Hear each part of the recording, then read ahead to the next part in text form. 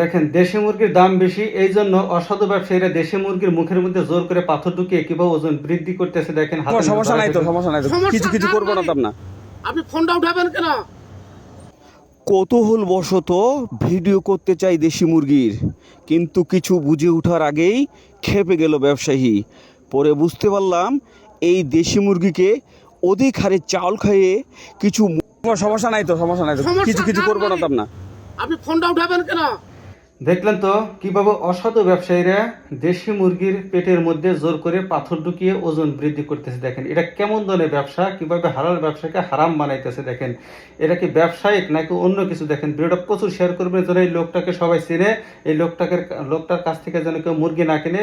আর দেশি মুরগি অবশ্যই আপনারা দেখে শুনে কিনবেন, খালি পেটওয়ালা মুরগি কিনবেন। দেখেন কত বড় সিটার বাটর হলে এভাবে মানুষকে ঠগায়। কারণ মানুষ এখন যাবে কোথায়? মানুষ আমরা অমানুষে পরিণত হয়ে গেছি সবাই।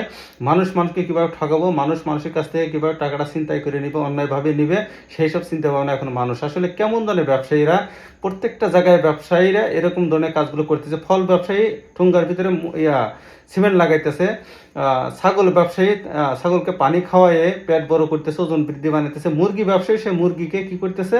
পাথর খাওয়া ওজন বৃদ্ধি করতেছে। দেখেন এরা কেমন ধরনের ব্যবসায়িক। দেখেন ভিডিওটা শেয়ার করে দিবেন যেন সবাই শিখতে পারে এবং জানতে পারে যে কীরকম মুরগি ব্যবসায়ীরা কীরকম হয় এবং কেমন অসাধু ব্যবসায়ী। শেয়ার করে দিবেন।